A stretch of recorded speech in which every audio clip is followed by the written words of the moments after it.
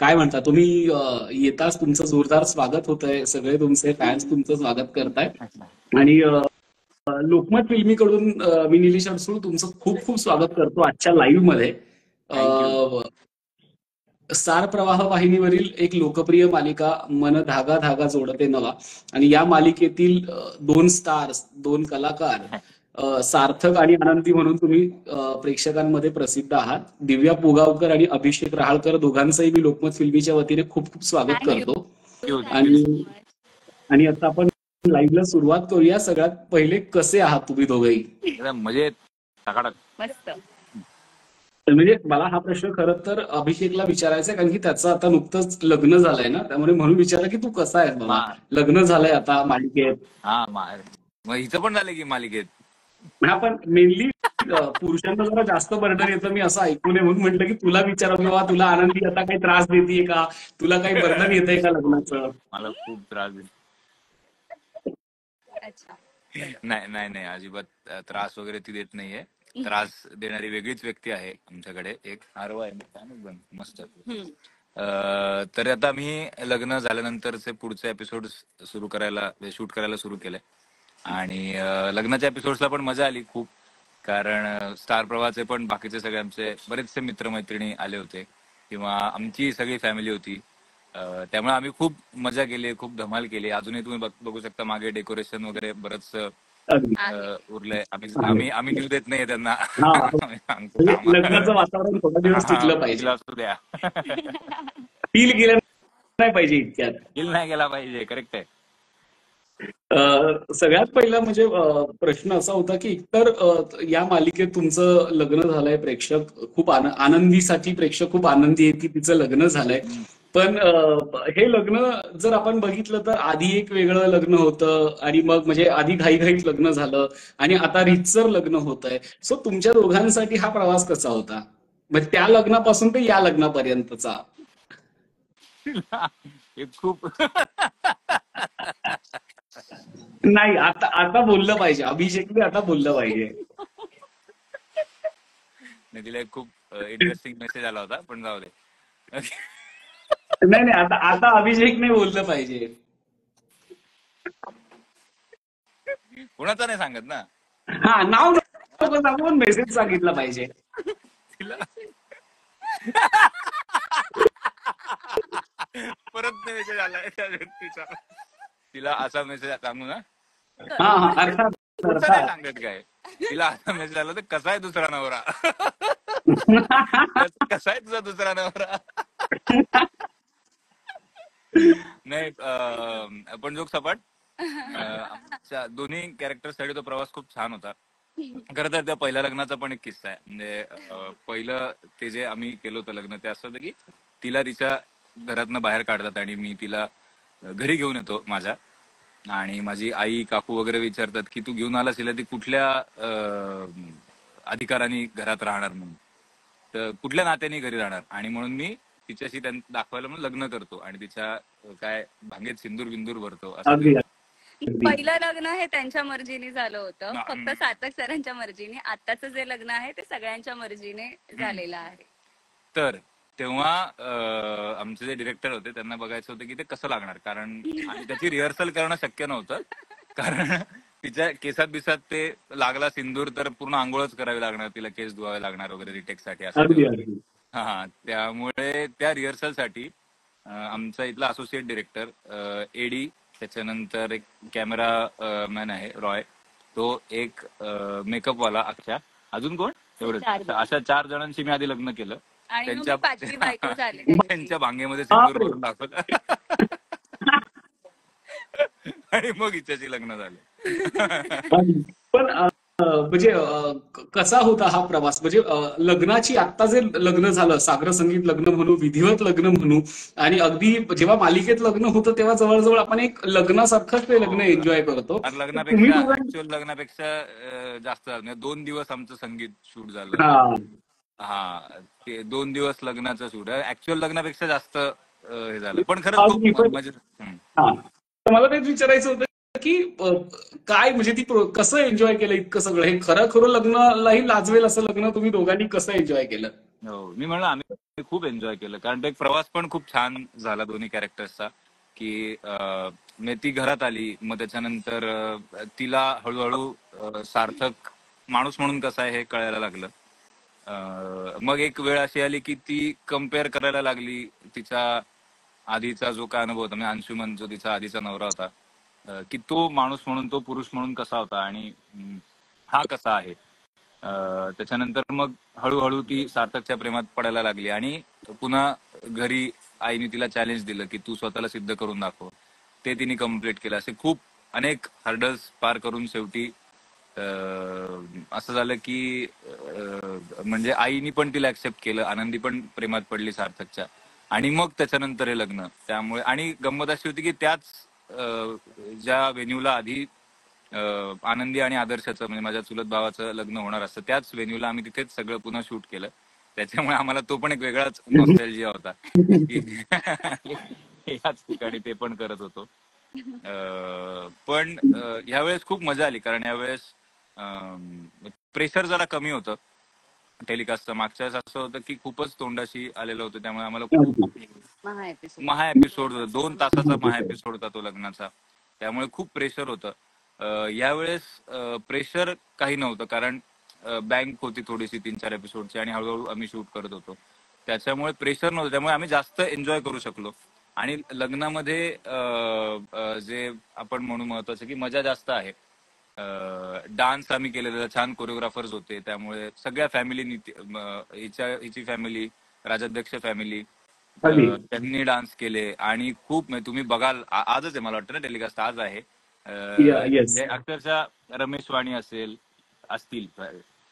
Annu I love you, Ramesh Wani असतील, राजूताई असेल, राजश्रीताई असेल, किंवा होता आमच्याकडे वृंदा काकू, आई, बाबा, असे सगळे जे सिनियर्स आहेत त्यांनी आमच्यापेक्षा जास्त एनर्जीनी आणि मजा करत डान्स केलेले आहेत, त्यामुळे त्यांनी सुद्धा तेवढंच एन्जॉय केलं.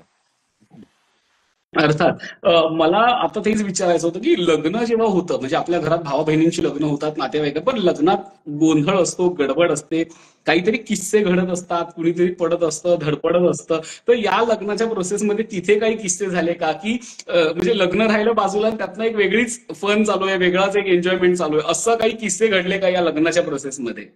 हो, म्हणजे पडतं एक वेगळंच कोणीतरी पडतंय आमच्या लग्नात, तुम्ही प्रोमो पाहिला असेल तर. अर्थात. हो. नाही, पण त्याच्या व्यतिरिक्त म्हणजे मजा बाकी आम्ही खूप केली. आता त्याच्यात असं झालं की आई म्हणजे वर्तक फॅमिली जी आहे, तर त्यांचा एक डान्स सेट होता, आणि म्हणजे आधी कोरिओग्राफर्स येऊन आधी त्यांनी सगळं मेहनत करून शिकला होता तो डान्स, आणि ऐनवेळी असं कळलं की अरे हे गाणं वापरता येणार नाहीये. त्यामुळे जरा पळापळ झाली त्यांची. पण खरंच त्यांचं पण क्रेडिट आहे की त्यांनी इतक्या कमी वेळामध्ये, अक्षरशः मला वाटतं अर्ध्या तासात वगैरे, त्यांनी नवीन डान्स शिकून तो इतका कमाल केला की म्हणजे. आणि सगळेच नाचलो आम्ही, सगळे, म्हणजे मज्जा मज्जा झाली हो हो डान्सला. हो. त्याच्यानंतर अच्छा, तिने कोणाला तरी हात मारले. हा, ते एक झालं. त्याच्यानंतर आम्ही जे यज्ञकुंड होतं, तर त्याच्यामध्ये गुरुजींचं आपलं आपलं एक चालू होतं मजा, आणि अचानक हा, तर कारण ते खरं नसतं तर त्याला एक त्याचे पण काही एक आहेत की कंट्रोल, त्याला पाईप लावून हे केलं जातं वगैरे. तर ते मध्येच ती तिकडनं सुरू करा म्हणले की थोडं ते तिकडनं आपण गॅस कसा सोडतो तसं ते वाढवायचे, त्यामुळे ते गुरुजी जरा दचकायचे बिचारे, ते काय खरे गुरुजी होते. तर ते बिचारे तूप बीप टाकण्याचा प्रयत्न करतात आणि ते खाल्लं बचकन आग यायची. ती एक त्याचे एक किस्से झाले. मजा खूप येते. अर्थात, अर्थात. पण आता तुम्ही दोघेही वेगवेगळ्या मालिकांमध्ये काम केलेलं आहे आतापर्यंत. अशी जेव्हा लग्न होतात तेव्हा त्या विधी आणि ह्या सगळ्या गोष्टी आपल्याला अंगवळणी पडत जातात, किंवा त्याला आपण खूप प्रो होत जातो. तर तुमच्या दोघांपैकी ह्या लग्न नावाच्या प्रकाराला कोण जास्त प्रो झालाय? हिला खूप अनुभव आहे. अरे आहे ना, त्या दिवशी 5 लग्न ह्याची झाली आहेत आधीच्या अरे 5 लग्न म्हणजे, हा नाही नाही, पण म्हणजे त्याच्यातली अर्धी झालेली होती ऑलरेडी, म्हणजे काय विधी नाही केलेले. अर्थात. म्हणजे आता असं दिव्या काही कदाचित, अंगवळणी वगैरे म्हणजे पडलेलं नाही. आता कदाचित दिव्या दिग्दर्शकांना हो सुद्धा तिने मार्गदर्शन करत असेल, नाही आता तिने हा नाही विधी तिने आधी मग तिने तो विधी तिने नंतर. खरंच गुरुजींची एक चूक काढली की अरे याच्या आधी ते व्हायला पाहिजे ना तू हा कुठला कुठला प्रसंग होता तो, कुठला प्रसंग होता? अं, थांब थांब थांब सांगू. मंगळसूत्र हा ते त्याच्यानंतर काहीतरी मंगळसूत्र नंतर सप्तपदी होतात असं. म्हणजे आता काही लोकांनी त्याचे सिक्वेन्स पण चेंज केलेले आहेत, बट आयडियली असं होतं. तर अर्थात. आमचं कटिंग सुरू होतं, म्हणजे क्लोथ सुरू होते आणि त्यांना मंगळसूत्राचे मंत्र त्यांनी म्हटले. त्यांनी याला मंगळसूत्रच नाही घालायला सांगितलं. ते सरळ म्हणाले चला सप्तपदीला उभे राहा. म्हटलं हो सप्तपदीला उभं राहायचंय म्हणजे त्याच्या आधी मंगळसूत्र पाहिजे ना गळ्यात. अरे हो हो क्या सर बात आहे. या आता मला वाटलं होतं की तुमच्या दिव्या दोघांपैकी कोणी प्रो दिव्या झाला आता असणार यार. गॅपच्या दिवशी भिक्षुकी सुरू करणार आहे. म्हणजे आता अनुभवी आनंदी, करणार मी. अनुभवी आनंदी असा प्रवास आहे आनंदीचा. पण अगदीच. आनंदीला असं आनंदी बघून खूप छान वाटतंय.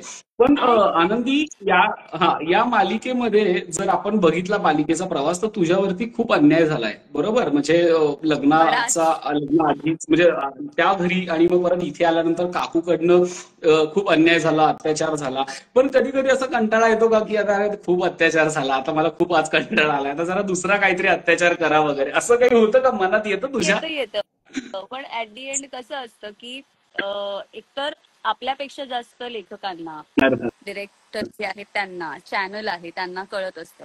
सो असं कधी कधी होतं की म्हणजे आता जी काही सत्य परिस्थिती आहे तिथे इतकं होत नाही, पण काही ठिकाणी असं होतं. पण मग ते स्वतःच्याच मनाची समजूत घालायची की अरे आपण ऍक्टिंग करतोय सो हे करूयात, आणि ते तितक्याच छान पद्धतीने ते करून घेतात. सो मग फार काही वाटत नाही, एवढं लक्ष देत नाही मग मी त्या गोष्टींकडे. पण असं कुठला किस्सा होता, म्हणजे अर्थात तू खूप खूप वेगवेगळ्या पद्धतीचे अन्याय सहन केलेत, खूप वेगवेगळ्या पद्धतीने तुझ्यावर जुलूम झालाय, पण वा. कुठला असा अन्याय होता जेव्हा स्क्रिप्ट तुझ्या हातात आली आणि तुला असं वाटलं की अरे बापरे आता मला हे करायचंय, अरे बापरे एवढा मोठा संघर्ष करावा सांगते लागणार आहे, असा सांगते कुठल्या अन्याय नव्हता तो.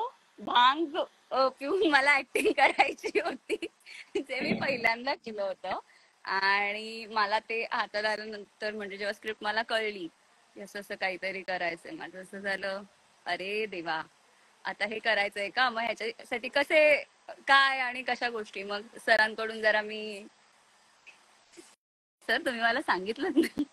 म्हणजे सरांनी टिप्स दिल्या तुला झिंगायचं कसं? नाही. नाही. हो अभिनय पण आता गायचा या अभिनय करायचा. नाही अभिषेक, अभिषेक अभिषेकने अभिनय अभिषेक आता या टिप्स आम्हाला अर्थात आता या टिप्स आम्हाला पण कळल्या पाहिजेत की या टिप्स तू काय होत्या. नंतर भेट मला अर्थात पण एखादी तरी तुझी टिप झाली पाहिजे की भांग पिऊन अभिनय करताना, म्हणजे काय टिप होती तुझी, एक टिप फक्त. नाही मी म्हणजे मित्रांचं बघितलंय ना, त्याच्यामुळे मी तिला असं सांगितलं बर तिला बर. हा की ती पडशील आता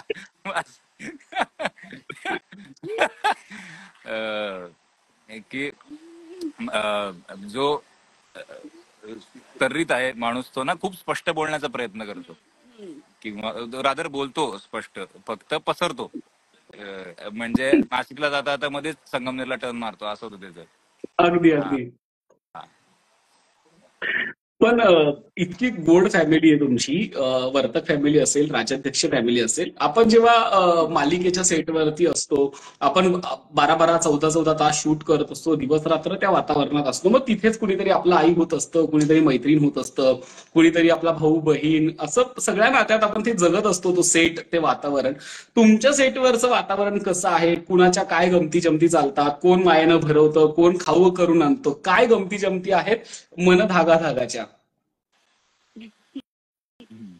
नाही, प्रत्येक जण काही ना काहीतरी घेऊन येत असतं. म्हणजे वृंदा काकू आहेत, त्याच्यानंतर सुधा आई आहे, त्या काहीतरी कधीतरी, म्हणजे ऑलमोस्ट त्यांच्याकडून जास्त येत असतं. आमची एक मेकअप रूम आहे, बायकांची जी मेकअप रूम आहे, तिथे आम्ही सगळे म्हणजे असा ठरवून की लंच ब्रेकला सगळ्यांनी एकत्रच बसायचं जेवायला, असे आम्ही बसतो. आणि म्हणजे हक्काने मी तर म्हणजे वसुलीबाई सारखा फिरतो, कुणी आणलंय मी आणले त्याचे सगळ्यांकडनं आणि मला इथे लाईव्ह मध्ये एक गोष्ट सांगायला आवडेल की सार्थक सरांना स्वतःलाही कुकिंग हा खूप आवडतं. सो कधी कधी ते स्वतःही त्यांचा मूड झाला की काहीतरी पनीरची भाजी किंवा क्या श्रीखंड, बात आहे, क्या बात आहे, आता आंब्याचा सीझन सुरू झाला आहे, सो त्या दिवशी त्यांनी आम्रखंड बनवून आणलं होतं.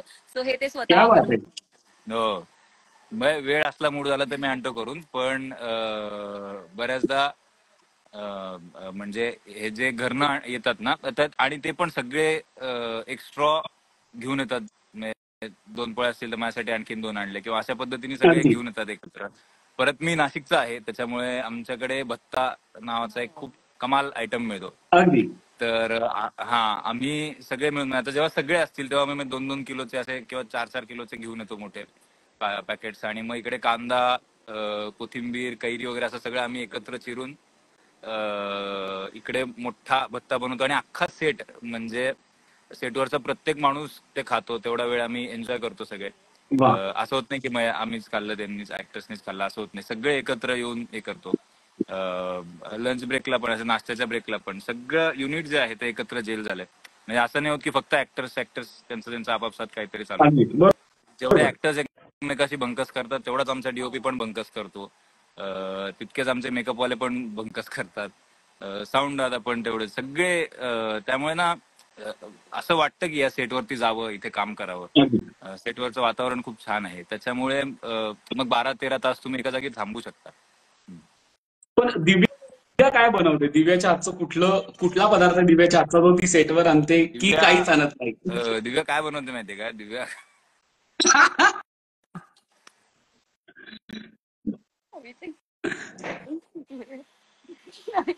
अं, मी नाही, मी दिव्या जोक बनवते.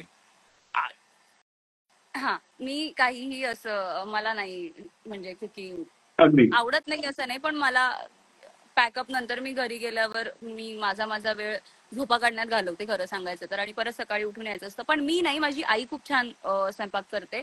मम्मीने दिल्या होत्या ना त्या दिवशी पुरणाच्या काकूंनी पोळ्या. आमच्यासाठी गरमागरम पुरणाच्या पोळ्या करून पाठवल्या, आणि ते काकू खूप छान स्वयंपाक क्या करतात. हा, सो मी नाही, बात आहे, माझी क्या बात आहे. मातोश्री.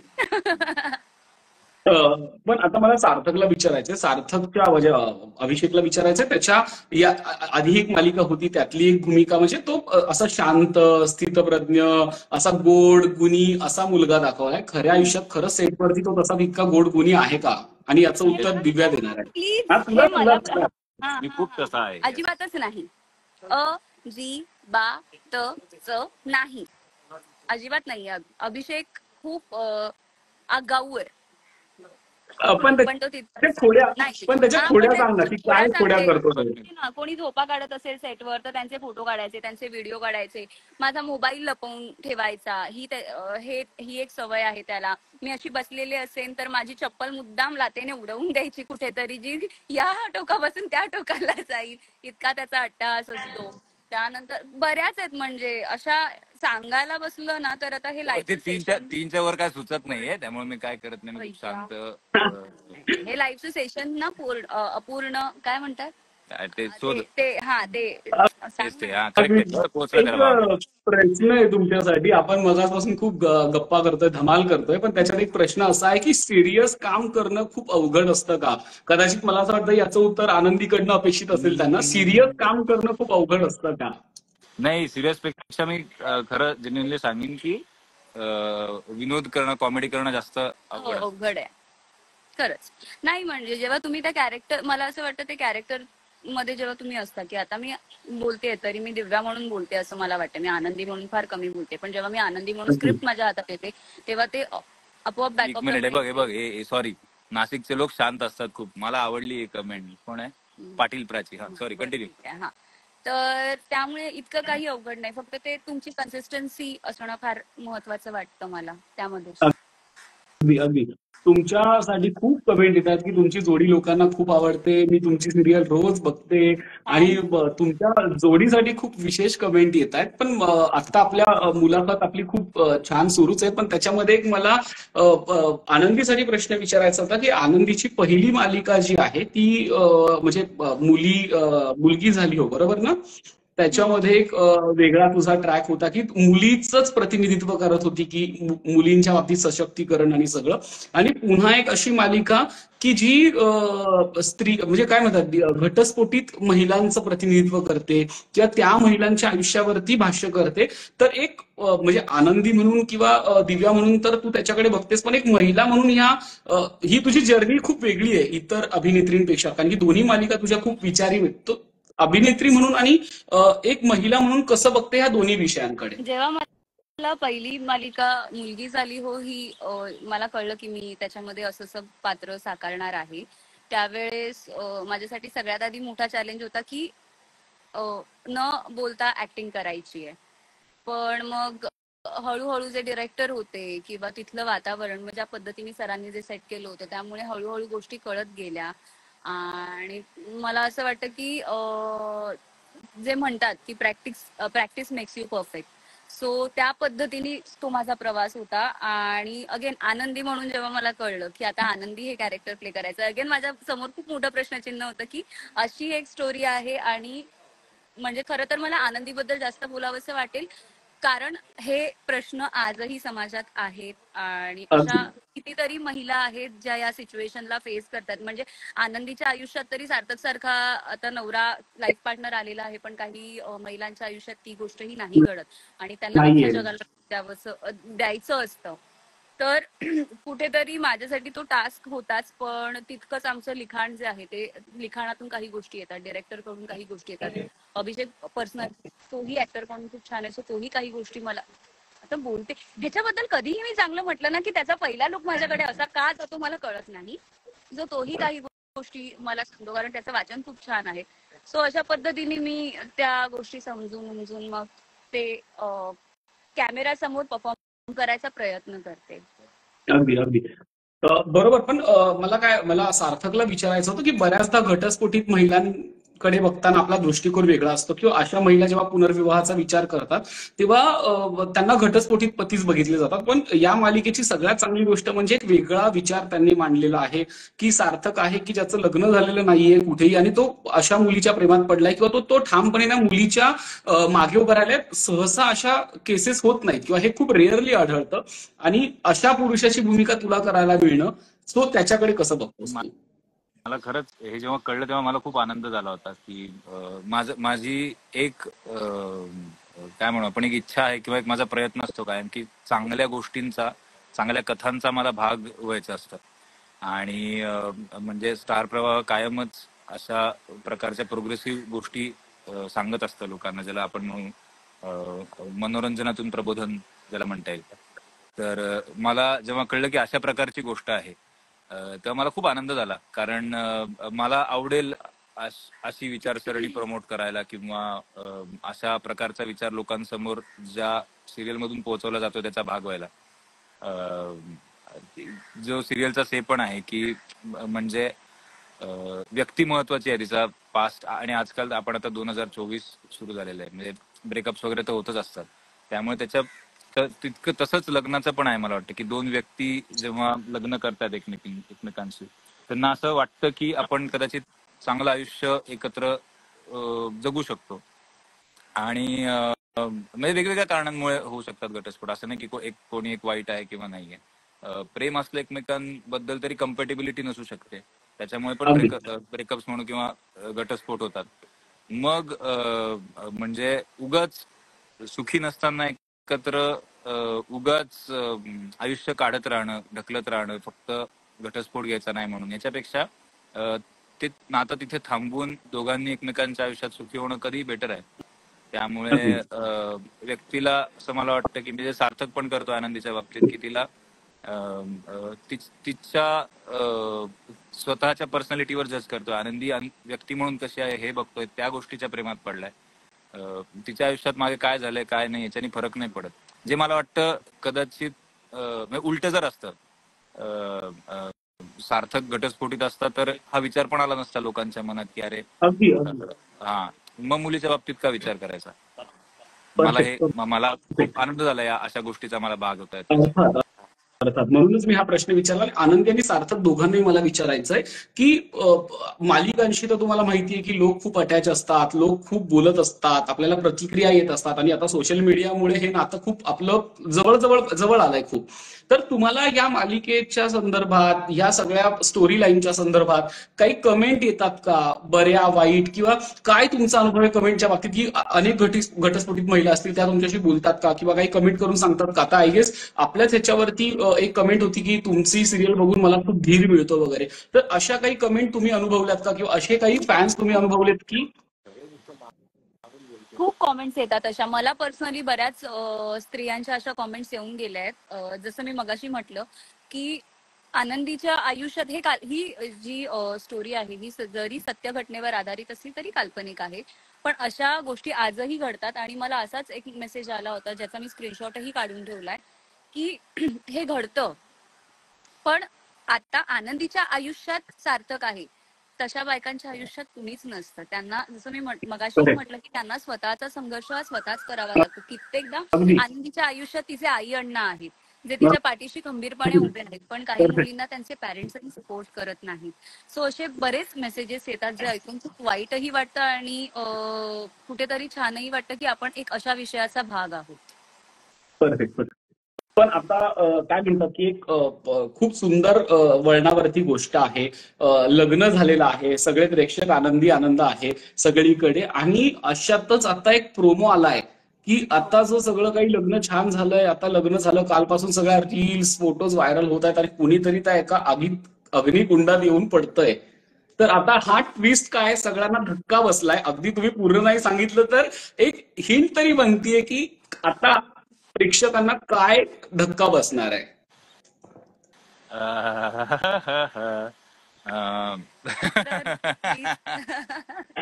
हिंट मी देईन इथून पुढे काय थोडस होणार याची कदाचित.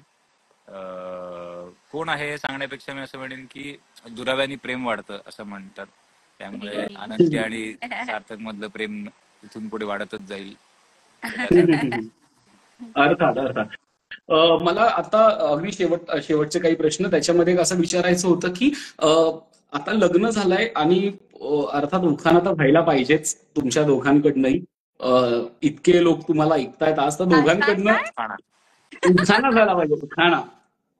बापरे, एवढे आम्ही उखाणे हो. घेतले आहेत की सर आताच आता करून अजून एक, पहिला तुम्ही. आता लोकमत फिल्मीसाठी अजून एक. लोकमत फिल्मीसाठीच त्या दिवशी लाईव्ह इंटरव्ह्यू मध्ये आम्ही एक उखाणा म्हटला आहे. नाही नाही, तो इंटरव्ह्यू होता, हे लाईव्ह आहे. तो याच्या लाईव्ह तुम्हाला बघतात आणि तुमच्याकडनं दोघांकडनं वेगळा उखाणा झाला पाहिजे, तो रिपीट नकोय. बरं. हो. अं,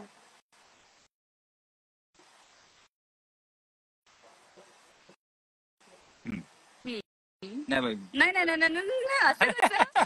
आम्ही जरा मी त्या दिवशीच म्हटलेला घेऊ का? घे घे. चालेल. हे काय, हा. घे आता घे. काहीतरी मॉडिफाय करता येते का बघते. हा कर. आलो आलो. सार्थक, तोपर्यंत तू बाजी मारायला काही हरकत नाहीये, तुलाही अनुभव खूप आहे. हो.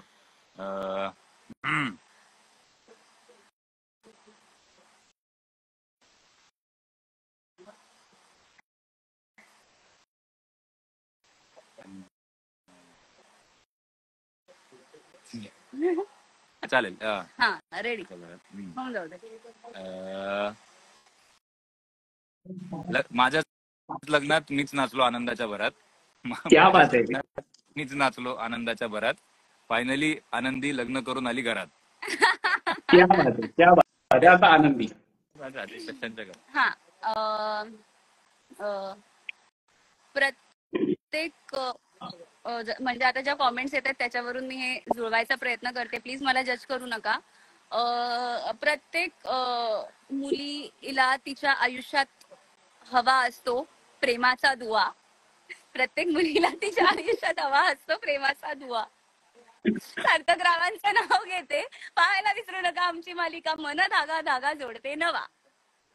अगदी अगदी. तुम्हाला पुढच्या वाटचालीसाठी खूप खूप शुभेच्छा. आणि खूप चाहते तुमच्यावर प्रेम करतायत.